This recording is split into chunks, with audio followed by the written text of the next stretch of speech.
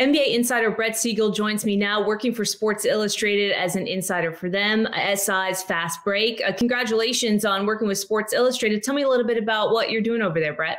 Appreciate it, Carolyn. Yeah, just NBA insider reporter, keeping up with all the latest news and trends around the NBA.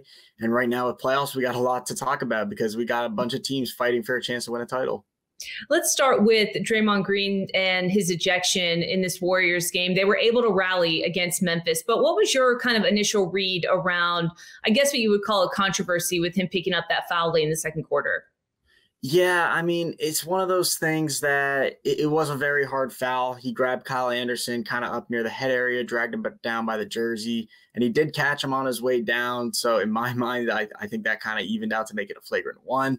Was that necessarily a flagrant 2? I don't know. Again, it's a discretion call based on what the referees decide. They decided that it was egregious and it was unnecessary contact above the neck and head area. So they threw Draymond Green out of the game.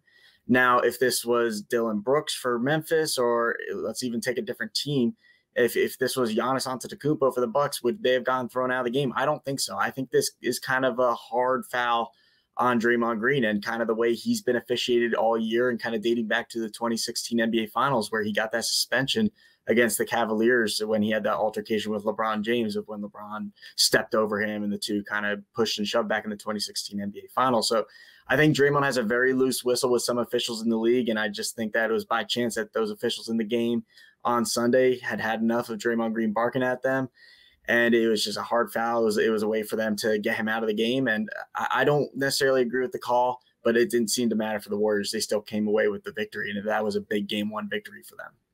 Do you see them ultimately winning this series? I do. After Game 1, I think that they have the upper hand, obviously, in the series. And Game 2 is going to be very telling. It sounds very cliche, but it's kind of a game-by-game situation here with the Memphis Grizzlies because we got two very good teams here, both of which are more than capable of contending for a title this year. So if the Warriors win Game 2, I think it's going to be a series that's won in 5 games by the Warriors.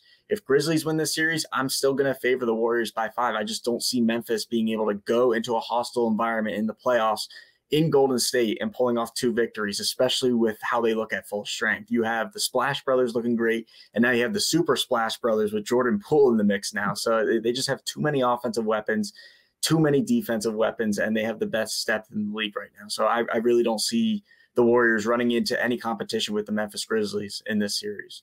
And then beyond that, I mean, NBA insiders that I spoke with coming into this series before this round even began really pegged the Warriors and Phoenix as the 2 best teams in the West. Do you still see, with some of the injuries that Phoenix has been dealing with, the Warriors as the team that will ultimately go for the title here in the West?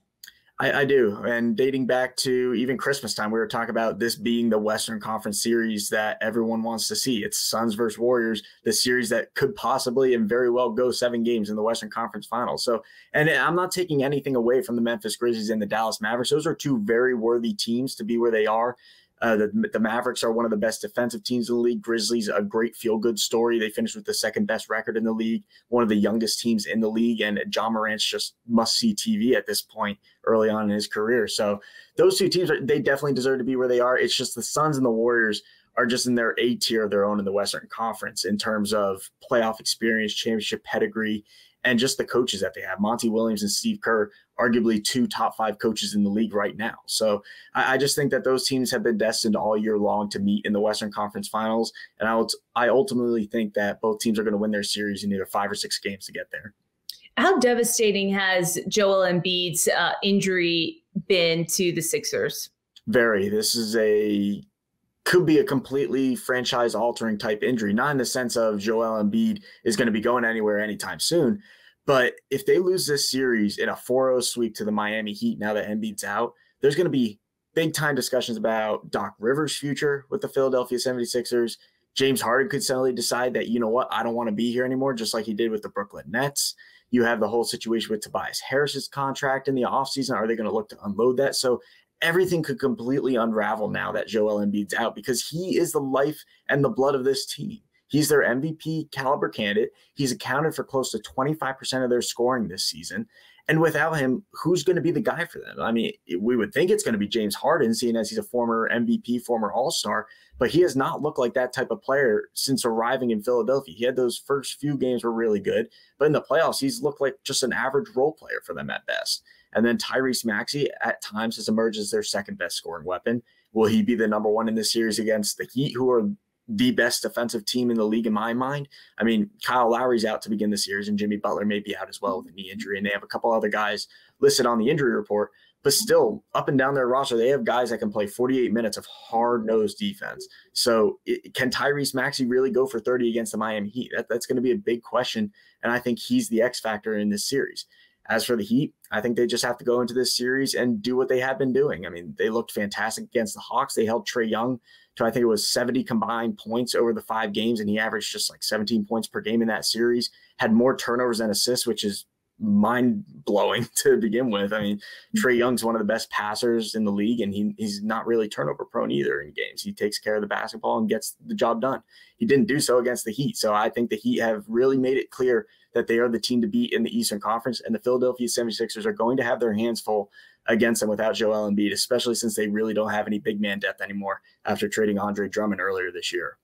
We've seen what the Celtics have done in the second half of this year and the turn that they made, and the coach gets so much credit. I mean, Udoka's done an incredible job, but who's the X factor for them on the floor in this series against Milwaukee?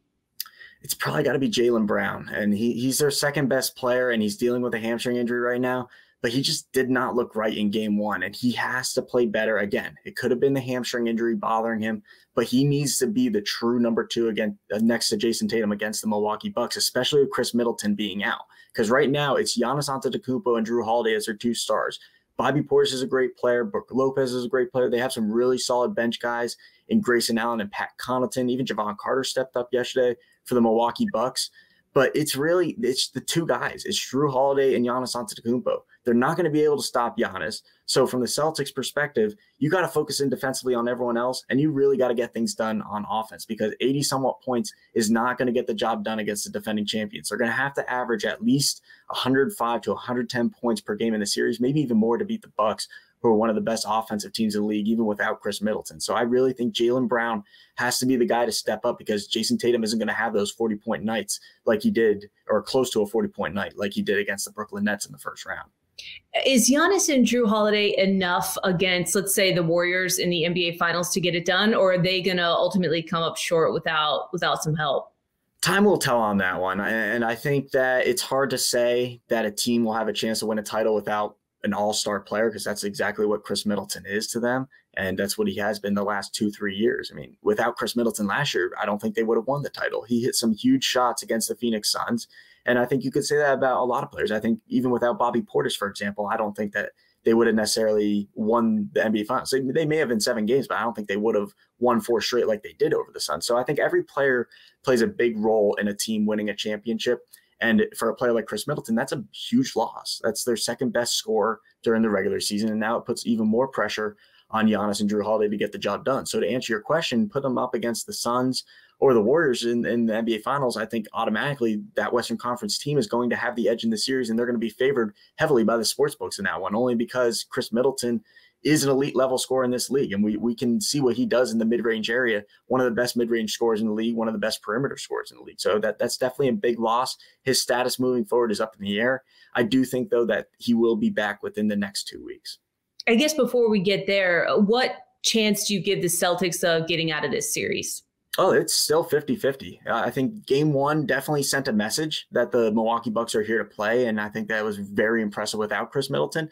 But the Celtics, we've seen since, I think, the halfway point in the year, even before the new year turned, they've only lost like 14 games since the end of December. And that's including last series, in which they didn't lose any games. They swept the Brooklyn Nets. So I definitely think that the Boston Celtics defense is good enough to carry them past the defending champions. It's just a matter if they can get enough offensive production, like I mentioned before, because Jason Tatum isn't going to be able to go for 40 points a night against a really good two-way Milwaukee Bucks team. They're really, really good on both ends of the court. And Drew Holiday is one of the best defenders in the league. He doesn't get enough credit for that. So the Bucks are a good defensive team in their own right. Celtics are going to have to find answers, whether that's Derek White off the bench, Jaylen Brown stepping up. Maybe it's Al Horford having another really solid game like he has been having. So I think that there's a lot of things that factor into this series, and I would not be shocked if it goes 7 games. Just from a 30,000 foot view, Brett, what you're seeing right now in the playoffs is you've got all these really high character guys who are maybe not like superstar names like the teams that were assembled with the Nets or the Lakers, but they're playing really well. The effort is there, the intensity is there, the dedication is there. And then you've got the two teams, the Lakers and Nets, who arguably have, the most star power in the league, maybe outside of the Warriors, and they fell woefully short of hitting the mark. I mean, what should Lakers and Nets fans be feeling now as they look at this window that each of these teams have and figure out how much longer it's going to be open? Well, let's start with the Lakers first, because their situation kind of comes down to one big thing, and that's Russell Westbrook's contract. Because they can't do anything in free agency, they can't do anything on the trade market until they decide the future of Westbrook on their roster. He's eating up about 47 to 48 million next year. He's going to be opting into that player option. And it's almost like a dead contract at this point because nobody in the league has been willing to discuss taking on that contract. So Rob Pelinka really has his hands full. And I don't necessarily think it's just Russell Westbrook. I think Talen Horton-Tucker is also a player that will be leveraged in trade talks, either as an extension to Russell Westbrook in a potential trade as leverage per se. But those are the two big things in Los Angeles. And in terms of getting another all-star, it's a very slim chance that they're able to do so just because A, the contracts and the luxury taxes that they're going to have to take on, and B, moving with Russell Westbrook's contract. Like I said, it's just going to be impossible. So the only, in quotes, all-star that you could potentially bring in is John Wall on a matching contract from the Houston Rockets. Whether or not that happens is yet to be seen because there was a trade at the trade deadline in which the Lakers could have accepted from the Houston Rockets. I believe it was John Wall for Russell Westbrook and a late first-round pick in, I think it was 2027 or 2028. But the Lakers declined that. They did not want to send a first-round pick for John Wall. They wanted this to be a straight-up swap. The Houston Rockets are not willing to just straight-up swap, so it will be interesting to see how that plays out. And then going to the complete opposite side of America and going to the Brooklyn Nets, their problems, I mean, Lakers fans would argue that the Nets are just as in trouble as the Lakers, but I don't think so. It really boils down to, is Ben Simmons going to play? And it seems like it's going to be yes for the start of next season. He has a full offseason to recover and get his mind right. He can hang out with Kyrie, Kevin Durant, Steve Nash, Kyle Korver, who's a coach there now. I don't care who he hangs out with. Ben Simmons needs to get ready, and I think he is going to be ready for the 2022-23 season. He wanted to be out there on the court in the playoffs. Just whether it was back flare-up or mental fatigue, whatever, he wasn't able to get out there. But I do think the Nets are going to be back and stronger than ever. And I think the X factor for them heading into next season that they didn't have this year was Joe Harris. I think that makes a huge difference for them, one of the best three-point shooters in the league. And now all of a sudden you put him on the wing with Seth Curry if he's still there next year. You got two of the best three-point shooters in the NBA and in NBA history right there. So I think that Kevin Durant and Kyrie Irving have exactly what they need there in terms of shooting depth. Sean Marks just needs to find the right veteran minimum contracts to fit around them on this roster. And obviously re-signing Bruce Brown will be a big part of that as well. It's great stuff, Brett. Just before I let you go, what's going on around the rumor mill as it relates to Utah? That's the big question around the league right now is which superstar are they going to move? Because it does not seem like that Rudy Gobert and Donovan Mitchell are both going to be back next year. That's the feeling around the league right now is that one of them is going to be on the move. If I had to give my personal opinion based on what I've heard around the league and knowing the Utah Jazz and Donovan Mitchell in particular, it's that they're not going to be moving Mitchell. They want to keep him as the cornerstone of their franchise, face of the franchise for a while. And all this talk about him going to the Knicks and whatnot, is there interest? Absolutely. And I have a piece actually coming out on that over the next week or two, outlining Donovan Mitchell's history so far in this league and what the future may hold for him in terms of his personal interests and what kind of person he is and what he strives for. And the Knicks are definitely a team that piques his interest, especially given his background with the city of New York and his father working with the New York Mets for all these years. So if the opportunity came his way, yes, I think Donovan Mitchell would show a level of interest in joining the Knicks. But there's one big thing holding him back right now, and it's Knicks ownership, in particular James Dolan. He is not a fan of Dolan, and I think that could be a major player either this offseason or down the road in terms of the Knicks' chances of getting him. Flip the page, look at Rudy Gobert. That's definitely a movable player right there. He's a 3-time Defensive Player of the Year, one of the best shot blockers in the league. But what does he really bring to the Jazz in terms of winning a championship? Defense goes a long way, yes, and we're not underplaying Rudy Gobert's value in terms of that. But offensively, he just has not performed for them. They need to either get him more involved or they need to find better offensive players around Mitchell for him. So I think that's going to be the main discussion that the Jazz front office really evaluate this offseason. And I do think that trading Rudy Gobert makes a lot more sense, especially because Donovan Mitchell has established himself as one of the best scorers in the league in just a very short time. That's really interesting stuff you're saying about Donovan Mitchell. I can't wait to read that piece. That comes out in a couple weeks? Should come out within the next week or two, yes. Okay, great. And we'll find that on SI Fastbreak now.